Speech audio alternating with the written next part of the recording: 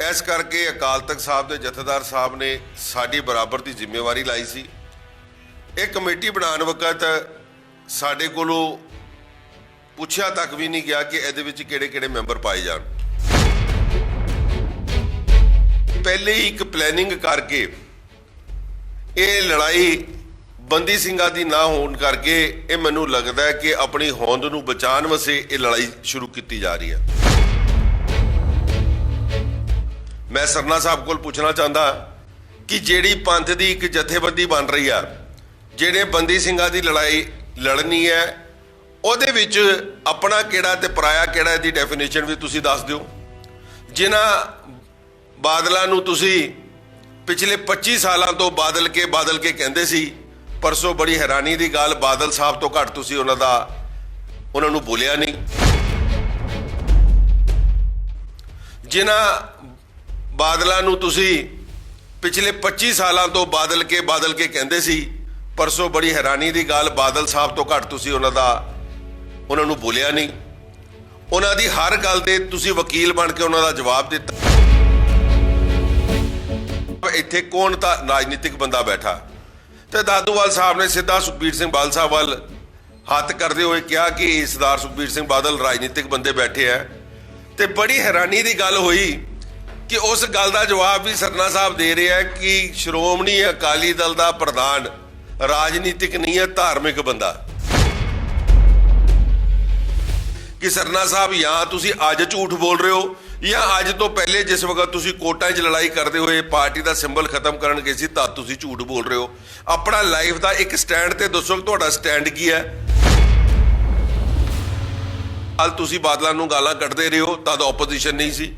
तद तुसी बाहर सड़कों के उत्ते खड़े होकर गल करते रहे। पिछले इलैक्शनां 'च भी गल करते सी कि बरगाड़ी का जवाब दवो, बबल कला गोलीकांड का जवाब दवो,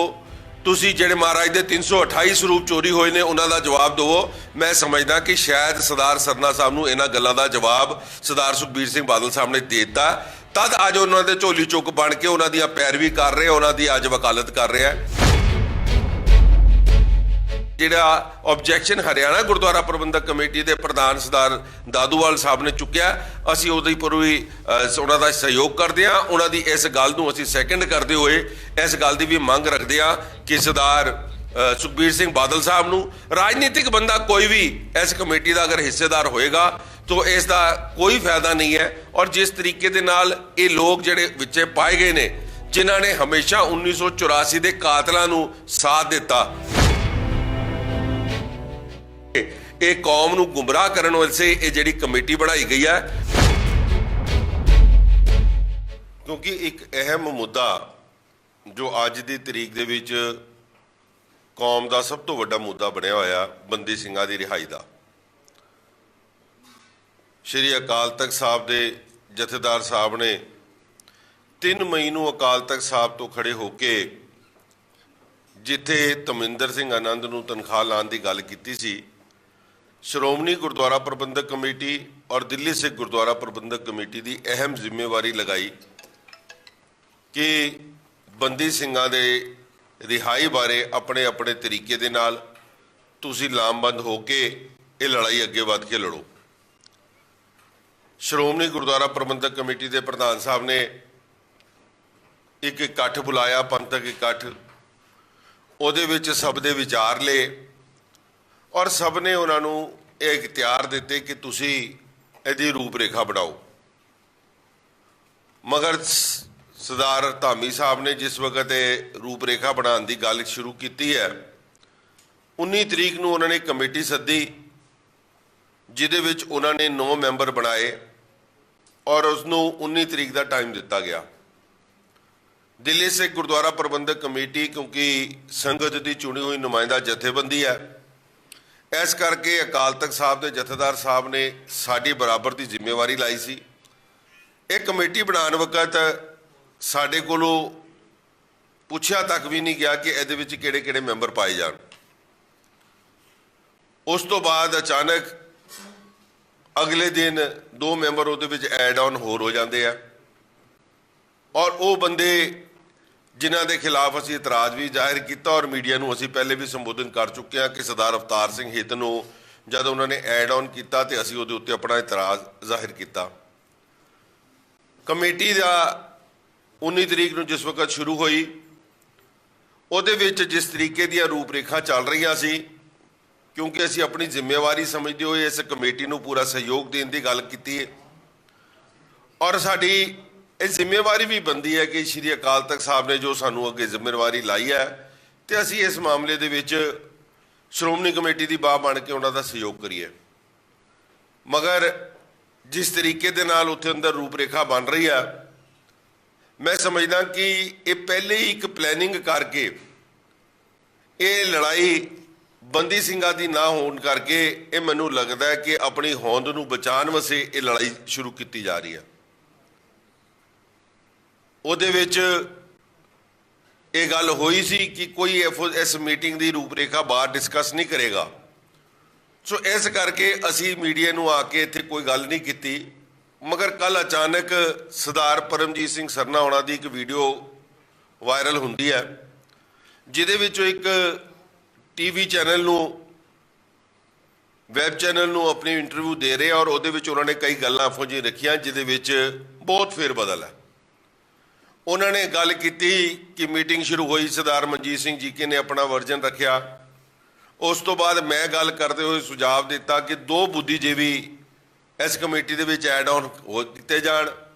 एक तुहाडे पक्ष दा होवे, दूजा तुहाडे विपक्ष दा होवे। और हरमीत कालके ने उहदे उत्ते इतराज़ जाहिर किया। बिल्कुल मैं उहदे उत्ते इतराज़ जाहिर किया और ये गल कही उत्थे कि जिहड़ी कमेटी भी बनाई जाए ये 11 मैंबरी तो अगे सब कमेटी बनाई जाए, उसनों मेन कमेटी दे विच ना पाया जाए, क्योंकि जिहड़े 2 बंदे तुसीं पाए उहदे उत्ते संगत नूं पहले ही बड़ा इतराज़ है। जद मैं गल उत्थे कीती ते मैनूं धामी साहब ने कहा कि कालका जी तुहाडी गल असी नोट कर ली है। मैं कहा अगर तुसीं नोट कर ली है तो मेरी जिहड़ी चिट्ठी तुहानूं मैं अज तो 2 दिन पहलां भेजती सी उस चिट्ठी नूं इहदे मते का हिस्सा बनाया जाए, मता पास किया जाए कि वह भी मिनट्स लिखा जाए कि हरमीत सिंह कालका ने दिल्ली सिख गुरुद्वारा प्रबंधक कमेटी ने अपोज किया कि सरदार अवतार सिंह हित नूं इस कमेटी का हिस्सा नहीं बनना चाहिए। सरदार सरना साहब ने ये उत्ते अपनी वीडियो दे विच कोई गल नहीं की। उन्होंने कोई गल उत्थे तक दी रखी कि ओपोजिशन का मैंबर पा लिया जाए और अपना। मैं सरना साहब को पूछना चाहता कि जिहड़ी पंथ की एक जथेबंदी बन रही है, जिहड़े बंदी ਸਿੰਘਾਂ की लड़ाई लड़नी है, ਉਹਦੇ ਵਿੱਚ अपना ਕਿਹੜਾ ਤੇ ਪਰਾਇਆ ਕਿਹੜਾ ਦੀ ਡੈਫੀਨੇਸ਼ਨ ਵੀ ਤੁਸੀਂ ਦੱਸ ਦਿਓ। ਜਿਨ੍ਹਾਂ ਬਾਦਲਾਂ ਨੂੰ ਤੁਸੀਂ ਪਿਛਲੇ 25 ਸਾਲਾਂ ਤੋਂ ਬਾਦਲ ਕੇ ਕਹਿੰਦੇ ਸੀ, ਪਰਸੋਂ ਬੜੀ ਹੈਰਾਨੀ ਦੀ ਗੱਲ ਬਾਦਲ ਸਾਹਿਬ ਤੋਂ ਘੱਟ ਤੁਸੀਂ ਉਹਨਾਂ ਨੂੰ ਬੋਲਿਆ ਨਹੀਂ। ਉਹਨਾਂ ਦੀ ਹਰ ਗੱਲ ਦੇ ਤੁਸੀਂ ਵਕੀਲ ਬਣ ਕੇ ਉਹਨਾਂ ਦਾ ਜਵਾਬ ਦਿੱਤਾ। ਜਿੱਥੇ ਮੈਂ ਗੱਲ ਧਾਮੀ ਸਾਹਿਬ ਨਾਲ ਕਰ ਰਿਹਾ ਸੀ ਤਦ ਇਹ ਜਵਾਬ ਦੇ ਰਹੇ ਸੀ ਕਿ ਜੀ ਧਾਮੀ ਸਾਹਿਬ ਨੂੰ ਅਸੀਂ ਇਖਤਿਆਰ ਦਿੰਦੇ ਹਾਂ, ਜੋ ਕੱਲ ਦੀ ਵੀਡੀਓ 'ਚ ਵੀ ਇਹਨਾਂ ਨੇ ਬੋਲਿਆ कि जी मैं बोलिया तो सारे ने मेरे नाल उहदे नाल इतफाक रखा, किसी ने इतफाक रखने की कोई गल नहीं की, क्योंकि सरना साहब आप ही सवाल तो आप ही जवाब उत्थे कर रहे सी। फिर मेरे तो बाद जिस वक्त हरियाणा कमेटी के प्रधान सरदार संत बाबा बलजीत सिंह दादूवाल उन्होंने अपनी गल रखते हुए गल की कि धन्यवाद किया जिथे श्रोमणी कमेटी के प्रधान का कि तुसीं ये कमेटी जिहड़ी बनाई है बहुत वधिया काम है, मगर ये बहुत अच्छा होंदा कि तुसीं इहदे विचों राजनीतिक बंदे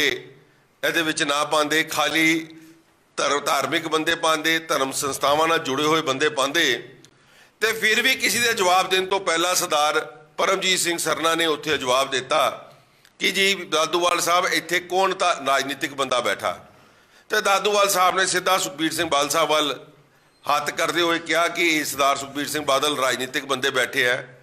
तो बड़ी हैरानी की गल हुई कि उस गल का जवाब भी सरना साहब दे रहे हैं कि श्रोमणी अकाली दल का प्रधान राजनीतिक नहीं है, धार्मिक बंदा। सरना साहब शायद तुसी उम्र के तकाजे के नाल भुल रहे हो कि 2017 दे विच तुसी श्रोमणी अकाली दल के उत्ते उहदे सिंबल के उत्ते चैलेंज किया कि एक राजनीतिक पार्टी दिल्ली दे विच धार्मिक इलैक्शन नहीं लड़ सकती। तुसी 2021 दे विच इस तरह की दोबारा कोर्ट दे विच गए और उस पार्टी नूं खत्म करने की गल की कि ये राजनीतिक पार्टी है, ये धार्मिक पार्टी नहीं है। अज तुहाडा किहड़ा ऐसा समझौता हो गया, तुहाडे नाल ऐसे किहड़ा प्रेम जाग गया कि अज तुसी ਜਿਨ੍ਹਾਂ ਨੇ ਸਾਲੋ ਸਾਲ ਰਾਜ ਕੀਤਾ ਹੋਏ, ਰਾਜਨੀਤਿਕ ਪਾਰਟੀ ਹੋਣ, ਦੇਸ਼ ਦੇ ਪ੍ਰਦੇਸ਼ ਦੇ ਮੁੱਖ ਮੰਤਰੀ ਰਹੇ ਹੋਣ, ਡਿਪਟੀ ਸੀਐਮ ਰਹੇ ਹੋਣ, ਉਹਨਾਂ ਨੂੰ ਤੁਸੀਂ ਅੱਜ ਕਹਿ ਦਵੋ ਕਿ ਇਹ ਰਾਜਨੀਤਿਕ ਨਾ ਹੋ ਕੇ ਧਾਰਮਿਕ ਨੇ। ਮੈਨੂੰ ਬੜੀ ਹੈਰਾਨੀ ਦੀ ਗੱਲ ਹੈ ਕਿ ਸ਼੍ਰੋਮਣੀ ਅਕਾਲੀ ਦਲ ਦਿੱਲੀ ਦੇ ਮੈਂਬਰ ਸਾਹਿਬਾਨ ਨੇ ਅੱਜ ਤੱਕ ਉਹ ਸਰਦਾਰ ਪਰਮਜੀਤ ਸਿੰਘ ਸਰਨਾ ਕੋਲ ਇਹ ਪੁੱਛਿਆ ਨਹੀਂ ਕਿ ਸਰਨਾ ਸਾਹਿਬ ਜਾਂ ਤੁਸੀਂ ਅੱਜ ਝੂਠ ਬੋਲ ਰਹੇ ਹੋ ਜਾਂ ਅੱਜ ਤੋਂ ਪਹਿਲੇ ਜਿਸ ਵਕਤ ਤੁਸੀਂ ਕੋਟਾਂ 'ਚ ਲੜਾਈ ਕਰਦੇ ਹੋਏ ਪਾਰਟੀ ਦਾ ਸਿੰਬਲ ਖਤਮ ਕਰਨ ਗਏ ਸੀ ਤਾਂ ਤੁਸੀਂ ਝੂਠ ਬੋਲ ਰਹੇ ਹੋ। ਆਪਣਾ ਲਾਈਫ ਦਾ ਇੱਕ ਸਟੈਂਡ ਤੇ ਦੱਸੋ ਕਿ ਤੁਹਾਡਾ ਸਟੈਂਡ ਕੀ ਹੈ। ਇੰਨੀ ਜਲਦੀ ਤੁਸੀਂ ਜਿਹੜਾ ਯੂ ਟਰਨ ਮਾਰਦੇ ਹੋ, ਮੈਂ ਸਮਝਦਾ ਕਿ ਇਹ ਪਾਵਰ ਸਟੀਅਰਿੰਗ ਕਿ ਇਲੈਕਟ੍ਰੋਨਿਕ ਸਟੀਅਰਿੰਗ ਵੀ ਤੁਸੀਂ ਫੇਲ ਕਰਤਾ ਗੱਡੀ ਨੂੰ ਮੋੜਦੇ ਹੋਏ। ਜਿਸ ਤਰੀਕੇ ਦੇ ਨਾਲ ਤੁਸੀਂ ਰਾਜਨੀਤਿਕ ਬੰਦਿਆਂ ਨੂੰ ਇੱਕ ਧਾਰਮਿਕ ਬੰਦਾ ਕਹਿਣ ਦੀ ਗੱਲ ਕਰ ਰਹੇ ਹੋ, ਤੁਸੀਂ ਉੱਥੇ ਡਿਫਾਈਨ ਨਹੀਂ ਕਰ ਰਹੇ ਕਿ ਆਪੋਜੀਸ਼ਨ ਦਾ ਬੰਦਾ ਕਿਹੜਾ ਹੈ। ਆਪੋਜੀਸ਼ਨ 25 ਸਾਲ ਤੁਸੀਂ ਬਾਦਲਾਂ ਨੂੰ ਗਾਲਾਂ ਕੱਢਦੇ ਰਹੇ ਹੋ, ਤਦ ਆਪੋਜੀਸ਼ਨ ਨਹੀਂ ਸੀ। ਤਦ ਤੁਸੀਂ ਬਾਹਰ ਸੜਕਾਂ ਦੇ ਉੱਤੇ ਖੜੇ ਹੋ ਕੇ ਗੱਲ ਕਰਦੇ ਰਹੇ। ਪਿਛਲੇ ਇਲੈਕਸ਼ਨਾਂ 'ਚ ਵੀ ਗੱਲ ਕਰਦੇ ਸੀ ਕਿ ਬਰਗਾੜੀ ਦਾ ਜਵਾਬ ਦੇਵੋ, ਬਬਲ ਕਲਾ ਗੋਲੀकांड ਦਾ ਜਵਾਬ ਦੇਵੋ, ਤੁਸੀਂ ਜਿਹੜੇ ਮਹਾਰਾਜ ਦੇ 328 ਸਰੂਪ ਚੋਰੀ ਹੋਏ ਨੇ ਉਹਨਾਂ ਦਾ ਜਵਾਬ ਦਿਵੋ। ਮੈਂ ਸਮਝਦਾ ਕਿ ਸ਼ਾਇਦ ਸਰਦਾਰ ਸਰਨਾ ਸਾਹਿਬ ਨੂੰ ਇਹਨਾਂ ਗੱਲਾਂ ਦਾ ਜਵਾਬ ਸਰਦਾਰ ਸੁਖਬੀਰ ਸਿੰਘ ਬਾਦਲ ਸਾਹਿਬ ਨੇ ਦੇ ਦਿੱਤਾ, ਤਦ ਅੱਜ ਉਹਨਾਂ ਦੇ ਝੋਲੀ ਚੁੱਕ ਬਣ ਕੇ ਉਹਨਾਂ ਦੀਆਂ ਪੈਰਵੀ ਕਰ ਰਹੇ, ਉਹਨਾਂ ਦੀ ਅੱਜ ਵਕਾਲਤ ਕਰ ਰਿਹਾ। ਸੋ ਮੈਂ ਅੱਜ ਦਿੱਲੀ ਦੀ ਸੰਗਤ ਨੂੰ ਕਹਿਣਾ ਚਾਹੁੰਦਾ ਕਿ ਸਰਦਾਰ ਸਰਨਾ ਸਾਹਿਬ ਨੂੰ ਔਰ ਖਾਸ ਤੌਰ ਤੇ ਸਰਨਾ ਸਾਹਿਬ ਦੇ ਪਾਰਟੀ ਦੇ ਮੈਂਬਰ ਸਾਹਿਬਾਨ ਨੂੰ ਵੀ ਪੁੱਛਣਾ ਚਾਹੁੰਦਾ, ਜੇ ਤੁਹਾਨੂੰ ਇਹਨਾਂ ਗੱਲਾਂ ਦਾ ਜਵਾਬ ਮਿਲ ਗਿਆ ਤੇ ਸੰਗਤ ਦੇ ਅੱਗੇ ਵੀ ਦੱਸੋ, ਕਿਉਂਕਿ ਤੁਸੀਂ ਵੀ ਸੰਗਤ ਦੇ ਜਵਾਬਦਾਰੀ ਹੋ। ਤੁਸੀਂ ਵੀ ਸੰਗਤ ਨੂੰ ਇਸ ਗੱਲ ਦਾ ਜਵਾਬ ਦੇਣਾ ਹੈ ਕਿ ਤੁਹਾਨੂੰ ਉਹ 328 ਸਰੂਪਾਂ ਦਾ ਹਿਸਾਬ ਮਿਲ ਗਿਆ ਕਿ ਨਹੀਂ ਮਿਲ ਗਿਆ। ਉਹਨਾਂ ਉਸ ਬਰਗਾੜੀ ਕਾਂਡ ਦਾ ਜਿਹੜੇ ਮਹਾਰਾਜ ਦੇ ਸਰੂਪਾਂ ਦੀ ਬੇਅਦਬੀ ਹੋਈ ਉਹਦਾ ਜਵਾਬ ਮਿਲ ਗਿਆ ਨਹੀਂ ਮਿਲ ਗਿਆ। ਜਿਹੜੇ ਡੇਰਾ ਮੁਖੀ ਨੂੰ ਮਾਫੀ ਦੀ ਗੱਲਾਂ ਸਰਨਾ ਸਾਹਿਬ ਬੜਾ ਉੱਚਾ ਉੱਚਾ ਦੋਵੇਂ ਭਰਾ ਸ਼ੋਰ ਮਚਾਉਂਦੇ ਸੀ, ਕਿਆ ਉਹਦਾ ਜਵਾਬ ਮਿਲ ਗਿਆ ਕਿ ਨਹੀਂ ਮਿਲ ਗਿਆ। ਇਹ ਗੱਲਾਂ ਤੁਸੀਂ ਉਹਨਾਂ ਕੋਲ ਜ਼ਰੂਰ ਪੁੱਛੋ, ਕਿਉਂਕਿ ਤੁਸੀਂ ਵੀ ਕਮੇਟੀ ਦੇ ਚੁਣਿੰਦੇ ਹੋਏ ਮੈਂਬਰ ਹੋ, ਤੁਹਾਨੂੰ ਸੰਗਤ ਨੇ ਚੁਣ ਕੇ ਭੇਜਿਆ। ਜੇ ਸੰਗਤ ਦੀ ਕਚਹਿਰੀ 'ਚ ਦੁਬਾਰਾ ਤੁਸੀਂ ਜਾਣਾ ਹੈ ਤੇ ਇਹ ਗੱਲਾਂ ਦਾ ਜਵਾਬ ਵੀ ਤੁਸੀਂ ਲੈ ਕੇ ਜਾਣਾ ਹੋਏਗਾ। ਸੋ ਮੈਂ ਸਮਝਦਾ ਕਿ ਸਰਨਾ ਸਾਹਿਬ ਜਿਹੜੀ ਤੁਸੀਂ ਵਕਾਲਤ ਅੱਜ ਸ਼ੁਰੂ ਕੀਤੀ ਹੈ ਉਸ ਦੇ ਉੱਤੇ ਗਰੇਸ ਕਰੋ। ਨਾਲ ਤੁਹਾਡਾ ਜਿਹੜਾ ਦੋਹਰਾ ਚਿਹਰਾ ਹੋਰ ਨਜ਼ਰ ਆਇਆ, ਤੁਸੀਂ ਉਸੇ ਵੀਡੀਓ ਦੇ ਵਿੱਚ ਕਿਹਾ ਕਿ ਅਸੀਂ ਜੋ ਉੱਥੇ ਸਾਨੂੰ ਡਿਊਟੀ ਲੱਗੀ ਹੈ, ਅਸੀਂ ਦਿੱਲੀ ਦੇ ਵੱਡੇ ਜਿਹੜੇ ਜੱਜਾਂ ਦੇ ਨਾਲ ਮੀਟਿੰਗ ਕਰ ਰਹੇ ਹਾਂ ਔਰ ਦਿੱਲੀ ਵੱਲੋਂ 2 ਬੰਦੇ ਅਸੀਂ ਉੱਥੋਂ ਜਾਵਾਂਗੇ। ਤੁਸੀਂ ਦਿੱਲੀ ਕਮੇਟੀ ਨੂੰ ਬਾਈਪਾਸ ਕਰਕੇ ਇਸ ਕਮੇਟੀ ਦੇ ਵਿੱਚ ਕੰਮ ਕਰਨਾ ਚਾਹ ਰਹੇ ਹੋ। ਇਹਦਾ ਮਤਲਬ ਸਾਫ਼ ਹੈ ਕਿ ਤੁਸੀਂ ਨਾਮੀ ਤੌਰ ਦੇ ਉੱਤੇ ਸਿਰਫ ਇੱਕ ਕਮੇਟੀ ਦੇ ਵਿੱਚ ਤੁਸੀਂ ਦਿੱਲੀ ਕਮੇਟੀ ਨੂੰ ਸ਼ਮੂਲੀਅਤ ਕਰਾਈ ਹੈ, ਤੁਸੀਂ ਉਹਦੇ ਸਹਿਯੋਗ ਜਾਂ ਉਹਦੇ ਬਾਰੇ ਕੋਈ ਗੱਲ ਨਹੀਂ ਕੀਤੀ। ਸੋ ਸਾਡੀ ਕਮੇਟੀ ਨੇ ਕੱਲ ਇੱਕ ਮੀਟਿੰਗ ਕੀਤੀ, ਕਿਉਂਕਿ ਸਾਰੇ ਮੈਂਬਰ ਸਾਹਿਬਾਨ ਨੂੰ ਆਪਣੇ ਇਲਾਕਿਆਂ 'ਚੋਂ, ਦੇਸ਼ਾਂ ਤੋਂ, ਵਿਦੇਸ਼ ਤੋਂ ਇੰਨੇ ਫੋਨ ਆ ਰਹੇ ਨੇ ਕਿ ਕਿਆ ਇਸ ਕਮੇਟੀ ਦਾ ਹਿੱਸੇਦਾਰ ਸਰਦਾਰ ਸੁਖਬੀਰ ਸਿੰਘ ਬਾਦਲ ਸਾਹਿਬ ਨੂੰ ਬਣਨਾ ਚਾਹੀਦਾ ਹੈ। ਜਿਹੜੇ ਆਪ ਡਿਪਟੀ ਸੀਐਮ ਰਹਿੰਦੇ ਹੋਏ ਜਿਨ੍ਹਾਂ ਦੇ ਸਮੇਂ ਦੇ ਵਿੱਚ ਇਹ ਕੰਮ ਹੋਏ ਨੇ, ਉਹਨਾਂ ਨੇ ਕਦੀ ਆਵਾਜ਼ ਨਹੀਂ ਕੀਤੀ ਚੁੱਕੀ। ਬੰਦੀ ਸਿੰਘਾਂ ਦੀ ਰਿਹਾਈ ਦੇ ਬਾਰੇ ਜਦ ਕੋਈ ਮੁੱਦਾ ਚੁੱਕਿਆ ਜਾਂਦਾ ਸੀ ਤੇ ਉਹਨਾਂ ਲੋਕਾਂ ਨੂੰ ਚੁੱਕ ਕੇ ਜੇਲ੍ਹਾਂ ਦੇ ਵਿੱਚ ਬੰਦ ਕਰਤਾ ਜਾਂਦਾ ਸੀ। ਜੇ ਭਾਵੇਂ ਬਾਪੂ ਸੂਰਤ ਸਿੰਘ ਵਾਲਿਆਂ ਦੀ ਗੱਲ ਕਰੀਏ ਜਾਂ ਸਰਦਾਰ ਗੁਰਬਖਸ਼ ਸਿੰਘ ਜੀ ਵਾਲਿਆਂ ਦੀ ਗੱਲ ਕਰੀਏ। ਸੋ ਇਹ ਕਮੇਟੀ ਦੇ ਮੈਂਬਰ ਸਾਹਿਬਾਨ ਨੇ ਜਦ ਦਿੱਲੀ ਕਮੇਟੀ ਦੇ ਸਵਾਲ ਸਾਡੇ ਕੋਲ ਪੁੱਛਿਆ, ਅਸੀਂ ਜਥੇਦਾਰ ਅਕਾਲ ਤਖਤ ਸਾਹਿਬ ਨੂੰ ਔਰ ਸ਼੍ਰੋਮਣੀ ਕਮੇਟੀ ਪ੍ਰਧਾਨ ਨੂੰ ਬਿਲਕੁਲ ਇਹ ਲਿਖਤ ਰੂਪ ਦੇ ਵਿੱਚ ਇਸ ਗੱਲ ਦਾ ਸੰਗਿਆਨ ਦਿੱਤਾ ਔਰ ਉਹਨਾਂ ਨੂੰ ਇਸ ਗੱਲ ਦੇ ਉੱਤੇ ਨਾਲ ਪ੍ਰੋੜਤਾ ਵੀ ਕੀਤੀ ਹੈ ਕਿ ਜਿਹੜਾ ਆਬਜੈਕਸ਼ਨ ਹਰਿਆਣਾ ਗੁਰਦੁਆਰਾ ਪ੍ਰਬੰਧਕ ਕਮੇਟੀ ਦੇ ਪ੍ਰਧਾਨ ਸਰਦਾਰ ਦਾਦੂਵਾਲ ਸਾਹਿਬ ਨੇ ਚੁੱਕਿਆ, ਅਸੀਂ ਉਹਦੀ ਪੂਰੀ ਉਹਨਾਂ ਦਾ ਸਹਿਯੋਗ ਕਰਦੇ ਹਾਂ। ਉਹਨਾਂ ਦੀ ਇਸ ਗੱਲ ਨੂੰ ਅਸੀਂ ਸੈਕਿੰਡ ਕਰਦੇ ਹੋਏ ਇਸ ਗੱਲ ਦੀ ਵੀ ਮੰਗ ਰੱਖਦੇ ਹਾਂ ਕਿ ਸਰਦਾਰ ਸੁਖਬੀਰ ਸਿੰਘ ਬਾਦਲ ਸਾਹਿਬ ਨੂੰ, ਰਾਜਨੀਤਿਕ ਬੰਦਾ ਕੋਈ ਵੀ ਇਸ ਕਮੇਟੀ ਦਾ ਅਗਰ ਹਿੱਸੇਦਾਰ ਹੋਏਗਾ ਤਾਂ ਇਸ ਦਾ ਕੋਈ ਫਾਇਦਾ ਨਹੀਂ ਹੈ। ਔਰ ਜਿਸ ਤਰੀਕੇ ਦੇ ਨਾਲ ਇਹ ਲੋਕ ਜਿਹੜੇ ਵਿੱਚੇ ਪਾਏ ਗਏ ਨੇ, ਜਿਨ੍ਹਾਂ ਨੇ ਹਮੇਸ਼ਾ 1984 ਦੇ ਕਾਤਲਾਂ ਨੂੰ ਸਾਥ ਦਿੱਤਾ, ਰਕਾਬਗੰਜ ਸਾਹਿਬ ਦੀ ਸਟੇਜਾਂ ਤੇ ਬੁਲਾ ਕੇ ਸਰੋਪੇ ਪਾਏ, ਇਹ ਗੱਲ ਸਰਦਾਰ ਮਨਜੀਤ ਸਿੰਘ ਜੀਕੇ ਖੁਦ ਕਹਿੰਦੇ ਹੁੰਦੇ ਸੀ ਸਰਦਾਰ ਸਰਨਾ ਸਾਹਿਬ ਬਾਰੇ। ਅੱਜ ਸਰਦਾਰ ਮਨਜੀਤ ਸਿੰਘ ਜੀਕੇ ਕਿਉਂ ਚੁੱਪ ਬੈਠੇ ਆ? ਉਹਨਾਂ ਦਾ ਫਰਜ਼ ਨਹੀਂ ਬਣਦਾ ਕਿ ਇਹ ਗੱਲ ਕਰਨ ਕਿ ਬਈ ਇਹ ਬੰਦੇ ਜਿਹੜੇ 84 ਦੇ ਕਾਤਲਾਂ ਦੇ ਸਹਿਯੋਗੀ ਰਿਹਾ, ਅੱਜ ਬੰਦੀ ਸਿੰਘਾਂ ਦੀ ਕਿੱਦਾਂ ਰਿਹਾਈ ਦੀ ਗੱਲ ਕਰ ਲੈਣਗੇ। ਸੋ ਮੈਂ ਸਮਝਦਾ ਕਿ ਕਿੱਥੇ ਨਾ ਕਿੱਥੇ ਇਹ ਕੌਮ ਨੂੰ ਗੁੰਮਰਾਹ ਕਰਨ ਵਾਸਤੇ ਇਹ ਜਿਹੜੀ ਕਮੇਟੀ ਬਣਾਈ ਗਈ ਹੈ, ਉਸ ਕਮੇਟੀ ਦਾ ਅਸੀਂ ਹਿੱਸੇਦਾਰ ਹਾਂ। ਸਾਨੂੰ ਸ਼੍ਰੋਮਣੀ ਕਮੇਟੀ ਜਿਸ ਵਕਤ ਵੀ ਜ਼ਿੰਮੇਵਾਰੀ ਲਾਏਗੀ, ਅਸੀਂ ਬੇਧੜਕ ਹੋ ਕੇ ਆਪਣਾ ਕਾਰਜ ਕਰਾਂਗੇ। ਦਿੱਲੀ ਕਮੇਟੀ ਨੇ ਇੱਕ ਗੱਲ ਹੋਰ ਜਥੇਦਾਰ ਸਾਹਿਬ ਨੂੰ ਲਿਖੀ ਹੈ ਕਿ ਜਿਹੜੀ ਜ਼ਿੰਮੇਵਾਰੀ ਤੁਸੀਂ ਲਗਾਈ ਸੀ, ਅਸੀਂ ਆਪਣੇ ਨਿੱਜੀ ਤੌਰ ਤੇ ਵੀ ਇਹਦੇ ਉੱਤੇ ਕੰਮ ਕਰਾਂਗੇ। ਮਗਰ ਜਿਹੜੀ ਸ਼੍ਰੋਮਣੀ ਕਮੇਟੀ ਕਿਉਂਕਿ ਇੱਕ ਜਥੇਬੰਦੀ ਹੈ, ਸਿਰਮੌਰ ਜਥੇਬੰਦੀ ਹੈ, ਅਸੀਂ ਉਹਦੇ ਵਿੱਚ ਰਹਿ ਕੇ ਇਸ ਗੱਲ ਦਾ ਅਪੋਜ਼ ਵੀ ਕਰਾਂਗੇ ਕਿ ਇਹੋ ਜਿਹੇ ਬੰਦੇ ਜਿਹੜੀ ਰੂਪਰੇਖਾ ਬਣਾਉਣ ਦੇ ਵਿੱਚ ਜਿਹੜੀ ਸਿਰਫ ਆਪਣੇ ਆਪ ਨੂੰ ਉਜਾਗਰ ਕਰਨ ਲਈ, ਆਪਣੇ ਆਪ ਨੂੰ ਲਾਈਮਲਾਈਟ ਵਿੱਚ ਲਿਆਉਣ ਵਾਸਤੇ ਇਹ ਬੰਦੀ ਸਿੰਘਾਂ ਦਾ ਇੱਕ ਸਟੈਪ ਬਣਾ ਕੇ, ਸੀੜੀ ਬਣਾ ਕੇ ਉਹਦੇ ਉੱਤੇ ਚੜ੍ਹਨਾ ਚਾਹ ਰਹੇ ਨੇ, ਇਹਨੂੰ ਬਿਲਕੁਲ ਨਹੀਂ ਚੜ੍ਹਨ ਦਿੱਤਾ ਜਾਏਗਾ। ਇਹ ਸਮੁੱਚੀ ਕਮੇਟੀ ਨੇ, ਦਿੱਲੀ ਸਿੱਖ ਗੁਰਦੁਆਰਾ ਪ੍ਰਬੰਧਕ ਕਮੇਟੀ ਨੇ ਕੱਲ੍ਹ ਫੈਸਲਾ ਲਿਆ ਔਰ ਅੱਜ ਤੁਹਾਡੇ ਰਾਹੀਂ ਜਿੱਥੇ ਮੈਂ ਪ੍ਰਧਾਨ ਸਾਹਿਬ ਨੂੰ, ਧਾਮੀ ਸਾਹਿਬ ਨੂੰ ਵੀ ਬੇਨਤੀ ਕਰਦਾ, ਜਥੇਦਾਰ ਅਕਾਲ ਤਖਤ ਸਾਹਿਬ ਨੂੰ ਵੀ ਬੇਨਤੀ ਕਰਦਾ, ਕਿਉਂਕਿ ਲਿਖਤ ਰੂਪ ਤੇ ਅਸੀਂ ਉਹਨਾਂ ਨੂੰ ਕੱਲ੍ਹ ਚਿੱਠੀ ਪਹੁੰਚ ਜਾਏਗੀ, ਅੱਜ ਉਹਨਾਂ ਨੂੰ ਅਸੀਂ ਪੋਸਟ ਕਰ ਰਹੇ ਹਾਂ ਔਰ ਇਹ ਗੱਲ ਬਿਲਕੁਲ ਸੁਨਿਸ਼ਚਿਤ ਕਰਾਵਾਂਗੇ ਕਿ ਸੰਗਤ ਦੀ ਡਿਮਾਂਡ ਹੈ, ਦਿੱਲੀ ਦੀ ਨਹੀਂ, ਦੇਸ਼ ਦੀ ਨਹੀਂ, ਪੂਰੇ ਵਿਦੇਸ਼ਾਂ 'ਚ ਬੈਠੇ ਸਾਡੇ ਸਿੱਖ ਭਰਾਵਾਂ ਦੀ ਇਹ ਡਿਮਾਂਡ ਹੈ ਕਿ ਇਹੋ ਜਿਹੇ ਬੰਦਿਆਂ ਨੂੰ ਬਾਹਰ ਕੱਢਤਾ ਜਾਏ, ਜਿਹੜੇ ਦੋਸ਼ੀ ਹੋਣ, ਜਿਹੜੇ ਡੀਜੀਪੀ ਲਾਉਣ ਵਾਲੇ ਸੁਮੇਧ ਸੈਣੀ ਜਿਹਨੇ ਆਪ ਉਹਨਾਂ ਬੰਦੀ ਸਿੰਘਾਂ ਦੀ ਆਪਾਂ ਰਿਹਾਈ ਦੀ ਗੱਲ ਕਰ ਰਹੇ ਕਿ ਜਿਨ੍ਹਾਂ ਦੇ ਪਿਤਾ ਨੂੰ ਗੋਲੀਆਂ ਮਾਰੀਆਂ ਹੋਣ, ਜਿਹੜੇ ਅਜ਼ਾਰ ਆਲਮ ਵਰਗੇ ਜਿਨ੍ਹਾਂ ਨੂੰ ਤੁਸੀਂ ਡੀਜੀਪੀ ਬਣਾਇਆ, ਉਹਨਾਂ ਨੂੰ ਤੁਸੀਂ ਨਵਾਜਿਆ, ਉਹਨਾਂ ਦੇ ਬਾਰੇ ਤੁਸੀਂ ਜਵਾਬ ਦੇਈਏ। ਉਹ ਜਵਾਬ ਜਦ ਤੱਕ ਤੁਸੀਂ ਸੰਗਤ ਵਿੱਚ ਨਹੀਂ ਦਿੰਦੇ, ਤੁਸੀਂ ਬਰਗਾੜੀ ਦੇ ਬਾਰੇ ਨਹੀਂ ਆਪਣੀ ਸਫਾਈ ਦਿੰਦੇ, ਸ਼੍ਰੋਮਣੀ ਕਮੇਟੀ 328 ਸਰੂਪਾਂ ਦੇ ਬਾਰੇ ਗੱਲ ਨਹੀਂ ਕਰਦੀ ਹੈ, ਸੋ ਸੰਗਤ ਦੇ ਕੈਟਾਗਰੀ 'ਚ ਤੁਸੀਂ ਖੜੇ ਹੋ ਔਰ ਅਸੀਂ ਉਹਦਾ ਬਿਲਕੁਲ ਅਪੋਜ਼ ਕਰਦੇ ਹਾਂ ਔਰ ਇਸ ਗੱਲ ਦੇ ਉੱਤੇ ਸੁਨਿਸ਼ਚਿਤ ਕਰਾਵਾਂਗੇ ਕਿ ਇਹ ਕਮੇਟੀ ਜਿਹੜੀ ਚੱਲੇਗੀ ਬਿਲਕੁਲ ਨਿਰਪੱਖ ਹੋ ਕੇ, ਰਾਜਨੀਤਿਕ ਤੋਂ ਹਟ ਕੇ ਸਿਰਫ ਧਾਰਮਿਕ ਸੰਸਥਾਵਾਂ ਦੇ ਬੰਦੇ ਉਹਦੇ ਵਿੱਚ ਪਾਏ ਜਾਣ। ਜਿਹੜੀ ਤੁਸੀਂ ਗੱਲ ਕੀਤੀ ਕਿ ਅਗਰ ਇਹ ਗੱਲ ਨਹੀਂ ਮੰਨੀ ਜਾਂਦੀ ਔਰ ਇਹੋ ਅਗਰ ਮੈਂਬਰ ਰਹਿੰਦੇ ਨੇ ਤੇ ਕੀ ਦਿੱਲੀ ਕਮੇਟੀ ਇਸ ਜਿਹੜੀ ਕਮੇਟੀ ਬਣਾਏਗੀ ਦਾ ਬਾਈਕਾਟ ਕਰੇਗੀ ਜਾਂ ਇਸ ਨੂੰ ਛੱਡੇਗੀ? ਕਿ ਬਿਲਕੁਲ ਦਿੱਲੀ ਕਮੇਟੀ ਮੈਂ ਗੱਲ ਕੀਤੀ ਹੈ, ਦਿੱਲੀ ਕਮੇਟੀ ਕਿਉਂਕਿ ਇੱਕ ਸੰਸਥਾ ਹੈ ਔਰ ਸ਼੍ਰੋਮਣੀ ਕਮੇਟੀ ਉਸ ਤੋਂ ਵੱਡੀ ਸੰਸਥਾ ਹੈ। ਅਸੀਂ ਸ਼੍ਰੋਮਣੀ ਕਮੇਟੀ ਦਾ ਸਾਥ ਦੇਵਾਂਗੇ ਔਰ ਉੱਥੇ ਬੈਠ ਕੇ ਅਪੋਜ਼ ਕਰਾਂਗੇ ਅਗਰ ਗਲਤ ਗੱਲ ਕਰਨਗੇ। ਜੇ ਅਗਰ ਉੱਥੇ ਇਸ ਮੂਵਮੈਂਟ ਨੂੰ ਦੂਜੀ ਸ਼ੇਪ ਦੇਣ ਦੀ ਗੱਲ ਕੀਤੀ ਜਾਏ, ਅੱਜ ਸੀੜੀ ਬਣਾ ਕੇ ਬੰਦੀ ਸਿੰਘਾਂ ਨੂੰ ਉਹਨੂੰ ਇਸਤੇਮਾਲ ਕੀਤਾ ਜਾਏ ਕਿ ਕਿਸੇ ਰਾਜਨੀਤਿਕ ਪਾਰਟੀ ਨੂੰ ਉਹਦਾ ਲਾਹਾ ਲੈਣ ਵਾਸਤੇ, ਉਹ ਨਹੀਂ ਹੋਣ ਦਿਆਂਗੇ। ਇਹ ਸ਼੍ਰੋਮਣੀ ਕਮੇਟੀ ਦੇ ਪ੍ਰਧਾਨ ਸਾਹਿਬ ਜਾਂ ਉਹਨਾਂ ਦੀ ਕਮੇਟੀ ਅਗਰ ਆਪਸ ਵਿੱਚ ਰਲ ਮਿਲ ਕੇ, ਕਿਉਂਕਿ ਅੱਜ ਸਾਰੇ ਰੱਲੇ ਮਿਲੇ ਨਜ਼ਰ ਆ ਰਹੇ ਸੀ, ਕਿਉਂਕਿ ਮੈਨੂੰ ਬੜੀ ਜਿਹੜੀ ਮੈਂ ਗੱਲ ਕੀਤੀ ਹੈ ਰਾਜਨੀਤਿਕ ਔਰ ਧਾਰਮਿਕ ਪਾਰਟੀ ਦੀ ਜਿਹੜੀ ਡੈਫੀਨੇਸ਼ਨ ਸਰਨਾ ਸਾਹਿਬ ਨੇ ਚੇਂਜ ਕੀਤੀ ਹੈ, ਸੋ ਜੋ ਫੈਸਲਾ ਇਹ ਲੈਣ ਮਗਰ ਜੇ ਸਾਡੇ ਦੇ ਖਿਲਾਫ ਕਰਨਗੇ, ਮਗਰ ਅਸੀਂ ਸੰਗਤ ਦੇ ਜ਼ਿੰਮੇਵਾਰ ਜੁੜੇ ਹੋਏ ਲੋਕ ਹਾਂ, ਅਸੀਂ ਸ਼੍ਰੋਮਣੀ ਕਮੇਟੀ ਦੇ ਨਾਲ ਆਪਣੀ ਪੂਰੀ ਜ਼ਿੰਮੇਵਾਰੀ ਨਿਭਾਉਣ ਨੂੰ ਤਿਆਰ ਹਾਂ, ਮਗਰ ਇਹ ਨਹੀਂ ਹੋਣ ਦਿਆਂਗੇ ਕਿ ਕਿਸੇ ਰਾਜਨੀਤਿਕ ਪਾਰਟੀ ਨੂੰ ਉਹਦਾ ਫਾਇਦਾ ਮਿਲੇ। ਕਾਲਕਾ ਜੀ,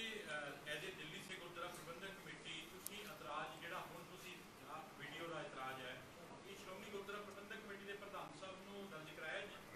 ਦੇਖੋ, ਜਿਸ ਦਿਨ ਅਸੀਂ ਗੱਲ ਕੀਤੀ ਹੈ, ਕਿਉਂਕਿ ਪਹਿਲੇ ਦਿਨ ਅਸੀਂ ਉਹਨਾਂ ਨੂੰ ਇਤਰਾਜ਼ ਜ਼ਾਹਿਰ ਕੀਤਾ ਸੀ ਕਿ ਸਰਦਾਰ ਅਵਤਾਰ ਸਿੰਘ ਹਿੱਤ ਨੂੰ ਤੁਸੀਂ ਉਹਦੇ ਵਿੱਚ ਪਾਇਆ। ਸ਼੍ਰੋਮਣੀ ਅਕਾਲੀ ਦਲ ਦੇ ਪ੍ਰਧਾਨ ਦੇ ਬਾਰੇ ਜਿਸ ਵਕਤ ਮੀਟਿੰਗ ਤੋਂ ਅਸੀਂ ਬਾਹਰ ਆਏ ਹਾਂ, ਤੁਹਾਡੇ ਮੀਡੀਆ ਰਾਹੀਂ ਸੰਗਤ ਨੂੰ ਜਦ ਪਤਾ ਚੱਲਿਆ, ਵੱਖ-ਵੱਖ ਦੇਸ਼ ਦੀ ਨਹੀਂ ਦੁਨੀਆ ਦੇ ਹਰ ਕੋਨੇ ਤੋਂ ਸਾਨੂੰ ਫੋਨ ਆਇਆ ਕਿ ਵਾਕਈ ਤੁਹਾਨੂੰ ਇਹ ਸਵਾਲ ਪੁੱਛਣਾ ਚਾਹੀਦਾ ਔਰ ਇਸ ਗੱਲ ਨੂੰ ਜਿਸ ਵਕਤ ਦਾਦੂਵਾਲ ਸਾਹਿਬ ਨੇ ਪੂਰਾ ਹਾਈਲਾਈਟ ਕਰਕੇ ਸੰਗਤ ਤੱਕ ਪਹੁੰਚਾਇਆ, ਮੈਂ ਸਮਝਦਾ ਕਿ ਮੈਂ ਉਹਨਾਂ ਦੀ ਸ਼ਲਾਘਾ ਵੀ ਕਰਦਾ ਕਿ ਉਹਨਾਂ ਨੇ ਇਸ ਨੂੰ ਪਹਿਲ ਕਦਮ ਕੀਤੀ ਹੈ ਔਰ ਅਸੀਂ ਉਹਨਾਂ ਦਾ ਪੂਰਾ ਇਸ ਗੱਲ ਦੇ ਉੱਤੇ ਸਮਰਥਨ ਕਰਦੇ ਹਾਂ।